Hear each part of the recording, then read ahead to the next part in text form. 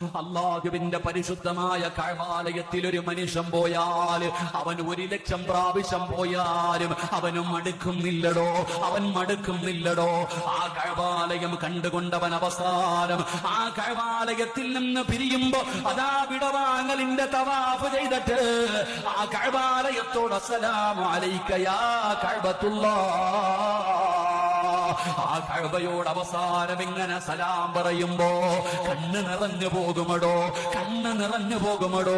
ഏതൊരു മനുഷ്യനാകട്ടെ അല്ലാഹുവിന്റെ കഅബാലയത്തിന്റെ മുറ്റത്ത് നിന്നുകൊണ്ട് പിരിയുന്ന സമയം സലാം പറയുമ്പോ അവന്റെ കൈകാലുകൾ വിറയ്ക്കുകയാണ്, അവന്റെ ഹൃദയമൊന്ന് കിടങ്ങുകയാണ്, അവന്റെ കണ്ണൊന്ന് നിറയുകയാണ്. അവസാനം കഅബാലയത്തിന്റെ മുറ്റത്ത് നിന്നിറങ്ങി പോകുമ്പോ പിന്നെയും പിന്നെയും അവനെ തിരിഞ്ഞു നോക്കുകയാണ്. പടച്ചവനെ അവന്റെ മനസ്സ് ഉദിക്കുകയാണ് അവിടേക്ക് പോകാൻ.